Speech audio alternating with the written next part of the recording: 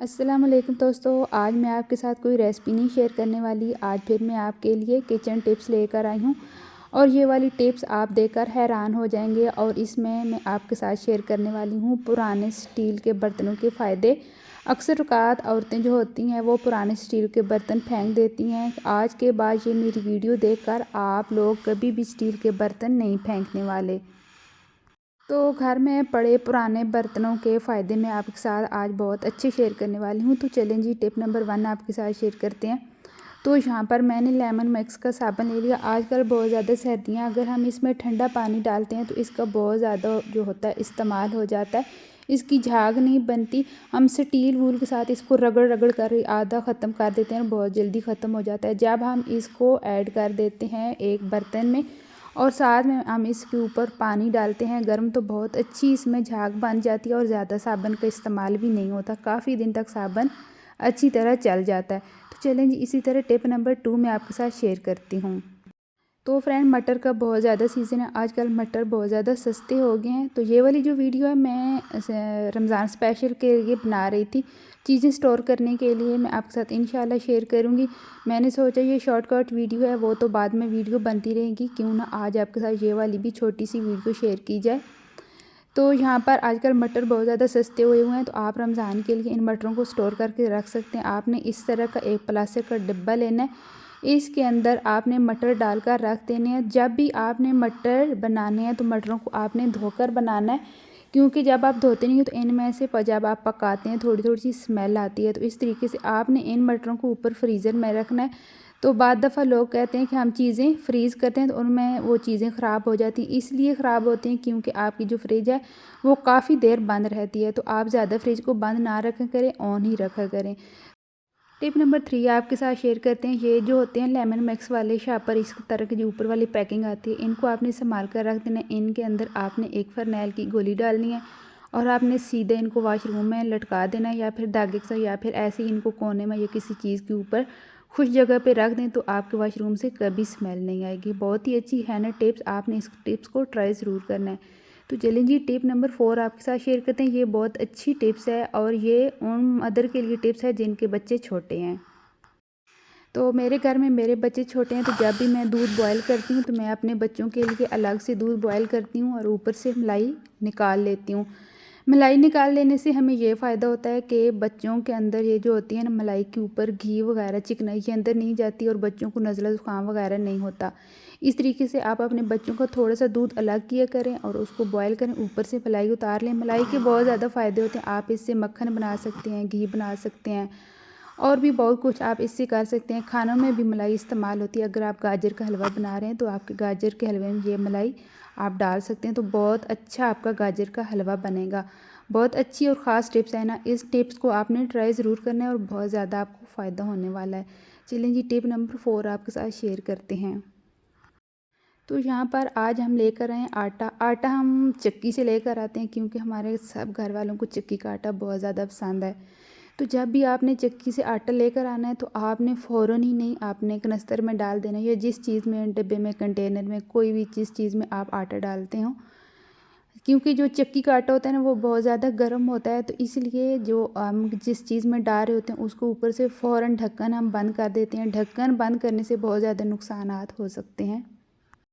जब हम गर्म आटे से ऊपर जल्दी जल्दी ढक्कन बंद कर देते हैं, एक तो आटे के अंदर बहुत ज़्यादा गुठलियाँ बन जाती हैं और आटे में थोड़ा थोड़ा वो आटा जो होता है वो ग्रीन ग्रीन सा हो जाता है और आटे में स्मेल आ जाती है। तो इसलिए जब भी आपने चक्की से आटा लेकर आना है, अगर आपका आटा गर्म हो तो आपने जिस बर्तन में डाला है उस बर्तन का ढक्कन खोल देना है। जब अच्छी तरह आटा ठंडा हो जाएगा तो आपने ढक्कन जो है बंद कर देना है, आपका आटा कभी भी ख़राब नहीं होगा। तो टिप नंबर 5 आपके साथ शेयर करते हैं। ये हमारी इस वीडियो की मेन टिप्स है और बहुत अच्छी टिप्स है। मैंने अक्सर औरतों को देखा है, लड़कियों को देखा है, जो कि अपने घर के पुराने स्टील के बर्तन को फेंक देती हैं। आज मैं इनके आपके साथ फ़ायदे शेयर करने वाली हूँ। आज के बाद आप अपने घर के स्टील के बर्तन कभी भी नहीं फेंकेंगे। ये वाले फ़ायदे आप जानकर हैरान हो जाएंगे और बहुत ही अच्छे इनके फ़ायदे हैं। तो चलें जी, स्टार्ट करते हैं कि इनके फ़ायदे क्या क्या हैं। जो मुझे फ़ायदा होता है ना इस छोटी सी पतीली, पुरानी सी पतीली में, तो वो ही मैं आपके साथ आज शेयर करने वाली हूँ। यहाँ पर मैंने पतीली में पानी ऐड कर दिया। तो आपने देखा होगा छोटे बच्चों के फीडर होते हैं, हम अक्सर औक़ात इनको बॉयल करते हैं क्योंकि इनके अंदर जम जाता है दूध और कुछ भी हो सकता है। तो इनको हमें 2-3 दिन के बाद ज़रूरी बॉयल करना होता है, वरना तो हम रोज़ाना भी करते हैं, लेकिन मैं 2 से 3 दिन के बाद ही करती हूँ। तो यहाँ पर आप देख सकते हैं जब हम स्टील की पतीली में इन फीडरों को बॉयल करते हैं तो हमें ये फ़ायदा होता है कि इस पतीली में दाग नहीं आते। जब हम इनको सिल्वर के बर्तन में बॉयल करते हैं तो सिल्वर के बर्तन में दाग आ जाता है, जो कि बाद में रगड़ने में बहुत मुश्किल होता है और बहुत ज़्यादा टाइम लग जाता है।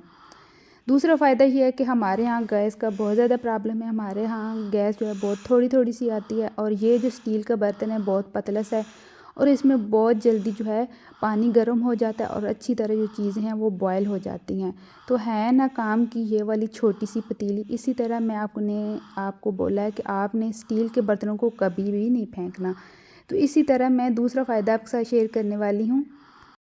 तो यहाँ पर मैंने किचन रुमाल ले लिए। आपने अक्सर औक़ात देखा होगा यहाँ पर सर्दियों में किचन रुमाल में बहुत ज़्यादा चिकनाई घी वगैरह जम जाता है, जो कि ठंडे पानी में धोने से जल्दी ये साफ़ नहीं होते। जब हम इनको ऐसे स्टील के बर्तन में या तो डायरेक्ट ही चूल्हे के ऊपर रख कर थोड़ा सा सर्फ़ डालकर इनको 2 से 3 बॉयल आने देते हैं तो इनमें से जितनी भी चिकनाई वगैरह होती है ना तो वो बहुत जल्दी निकल आ जाती है और साबुन का भी इस्तेमाल कम होता है, सर्फ़ का भी इस्तेमाल बहुत ज़्यादा ही कम होता है। तो इन फ़ायदों से आप अपने घर में हज़ारों रुपए बचा सकते हैं। अगर ठंडे पानी से धोते हैं, जितना मर्ज़ी साबुन रगड़ लें, ये कभी भी नहीं साफ़ होने वाले, क्योंकि सर्दियाँ हैं ना, बहुत ज़्यादा ठंडा पानी होता है। तो मेरे पास पहले से ही गर्म पानी था, तो इसलिए मैंने डायरेक्ट ही ये पतीली में पानी गर्म डाल दिया और सर्फ़ डाला है और मैंने ये वाले किचन रुमाल अंदर डाल दिए हैं। थोड़ी देर के बाद मैंने इनको धो लेना था। अगर आपके पास ठंडा पानी है ना तो इनको आपने पतीली के अंदर किचन रुमाल को डाल लेना है और सर्फ़ डालना है और आपने चूल्हे के ऊपर रख देना है। 2 से 3 बॉयल आएंगे तो उसके बाद आपने इनको धो लेना है। यहाँ पर आप इनका रिज़ल्ट चेक कर सकते हैं। ये देखें कितने खूबसूरत इनके फ्लावर नज़र आ रहे हैं और कितनी खूबसूरती के साथ ये अच्छी तरह साफ़ हो गए। इसी तरह आपने भी अपने घर में इनको धो लेना है। एक तो सर्फ़ का बहुत ज़्यादा इस्तेमाल नहीं होता, दूसरा आपका टाइम जो है वो ज़ाया नहीं होता, टाइम बहुत ज़्यादा बच जाता है।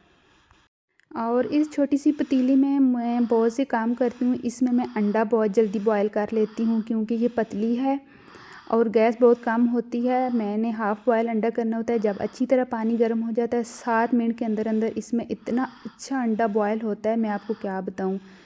तो इसमें मुझे बहुत से फ़ायदे नज़र आते हैं, तो इसलिए मैंने सोचा क्यों ना ये छोटी सी पतीली की टिप्स आपके साथ शेयर की जाएँ। और पुराने बर्तन आप लोग फेंकते हैं तो इनको कभी भी ना फेंका करें। पुरानी चीज़ें घर में पड़ी रहती हैं तो कभी कभी वो काम आ जाती हैं। तो चलें जी, टिप नंबर 6 आपके साथ शेयर करते हैं। ये मैंने टिप्स पहले भी आपको जब मैंने गाजर का हलवा बनाया था तब आपके साथ शेयर की थी।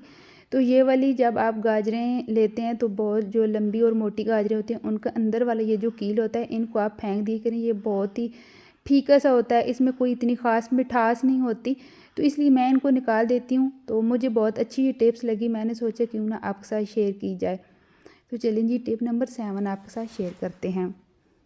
तो आज मैं धनिया के पाउडर बना रही थी तो मैंने सोचा अपनी बहनों के साथ क्यों ना ये वाली टिप्स शेयर की जाए। तो यहाँ पर आजकल बहुत ज़्यादा तेज़ धूप है तो मैंने तेज़ धूप पर धनिया को रखा था, तो बहुत अच्छी तरह ये खुश्क हो गया था। तो इसके बाद मैंने इसका पाउडर बना लिया था। अगर आपके पास तेज़ धूप नहीं है तो आप इसको हल्का सा रोस्ट करें, उसके बाद आपका ये जो पाउडर है धनिया का बहुत जल्दी बन जाएगा। क्योंकि जब हम बाज़ार से धनिया लेकर आते हैं तो इनमें थोड़ी सी नमी होती है जो कि पाउडर बनाने में बहुत ज़्यादा मुश्किल होती है और बहुत जल्दी पाउडर बनते नहीं। अगर बनते भी है तो बहुत मोटा सा बन जाता है। तो फ्रेंड, मेरी आपसे रिक्वेस्ट है, अगर मेरी ये तमाम टिप्स आपको अच्छी लगी हों तो प्लीज़ मेरी वीडियो को लाइक शेयर एंड सब्सक्राइब ज़रूर करना। इसी तरह न्यू रेसिपी न्यू टिप्स के साथ फिर मिलूँगी, तब तक के लिए अल्लाह हाफ़िज़।